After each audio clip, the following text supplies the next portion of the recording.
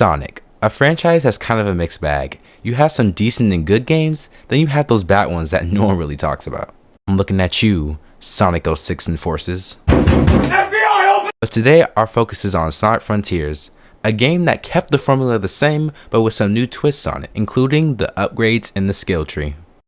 While the game makes it seem like it's required, we're going to prove them wrong. Today we're going to find out if we can beat Sonic Frontiers without any upgrades.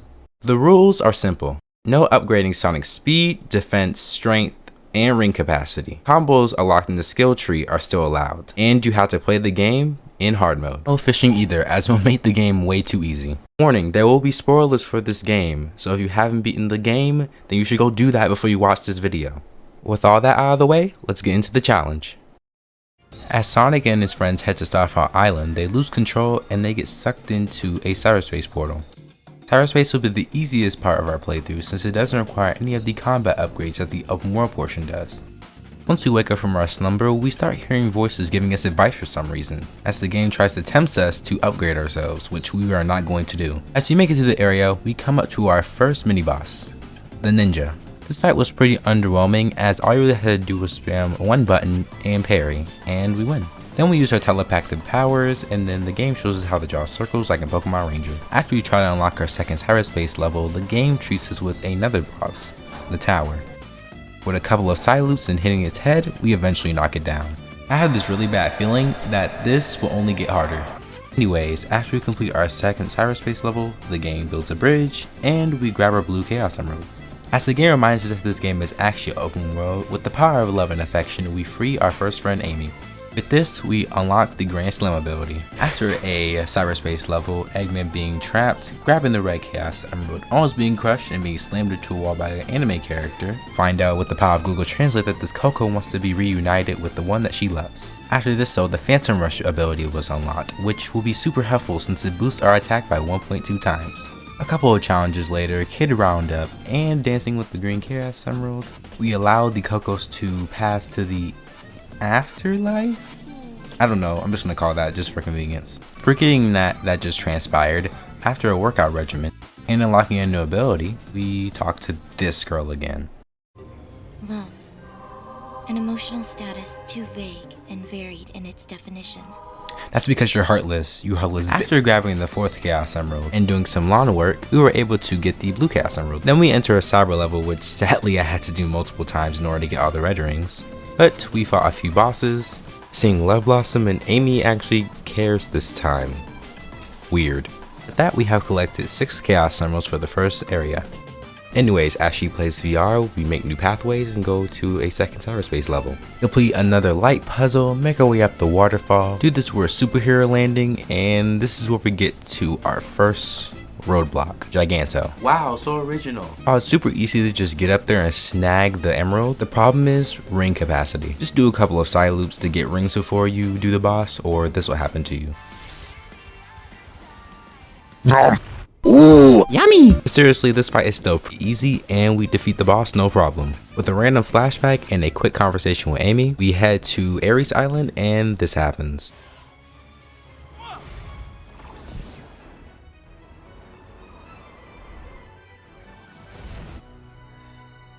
I'm just really confused here. With that epic fail passing us by and freeing Knuckles with the powers of words and accomplishments, we give him the stink eye real quick, and after a ton of running,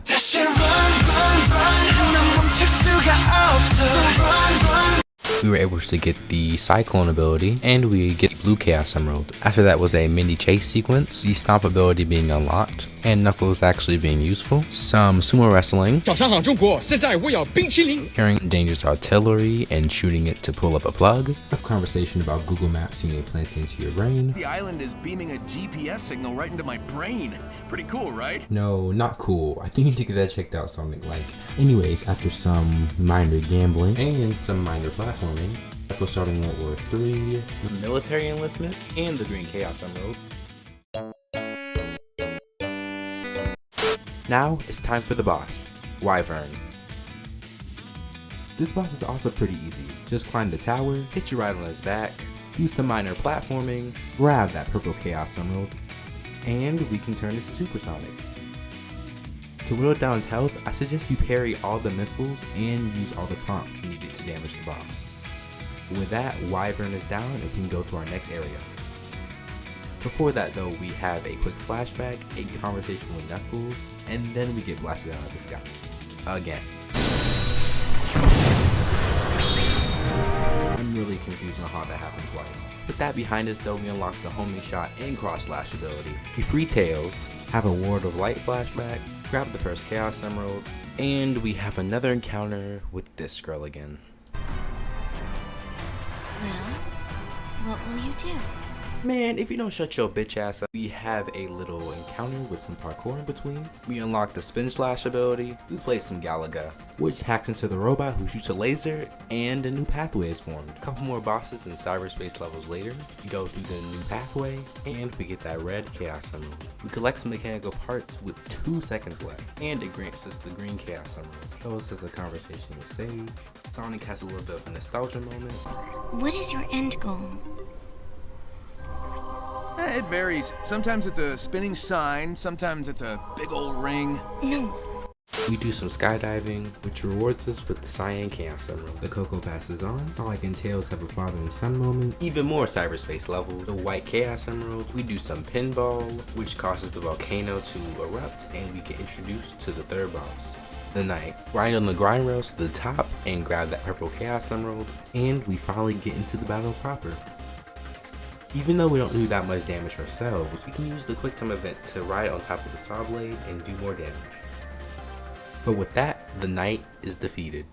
Another flashback is involved, and towers sprout up in our next location, Rhea Island. Rhea Island is actually pretty easy since there aren't any major bosses nor challenges, just a lot of running. With every tower down and a flashback where everyone's screaming like anime characters, Sonic gets frozen in time. Sonic returns to normal, which allows us to work with Sage.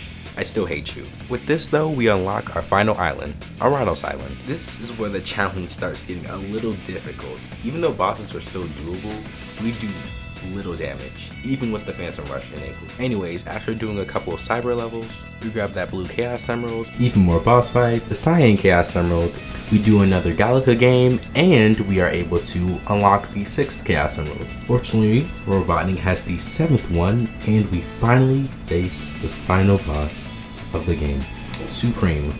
Make sure you have max rings because you're going to need it. So since we don't do that much damage, you're going to destroy his little turrets, reflect the lasers he throws at us, and just go ham. Make sure to counter and use that Y and B combo in order to do even more damage. In the second phase, he's going to grow some wings, but it's just the same thing with just more projectiles, and the parrying is a little different. But with that, the final boss is defeated, which means yes, you can beat Sonic Frontiers without any upgrading. Psych, we gotta fight the end, and no, not Minecraft. No, but seriously, this fight was a pushover. Like, I beat it first attempt, it wasn't that hard. But with that, now it's finished. You can beat Sonic Frontiers without any upgrade. But you're probably wondering, how did I do? Well, I beat the challenge in 12 hours, which was crazy. To be honest, this was so time consuming because of the memory tokens and going through the cyberspace stages. Honestly, the combat didn't really get too hard until around the 3rd and 4th islands, and then it was pretty satisfying beating all the enemies, so.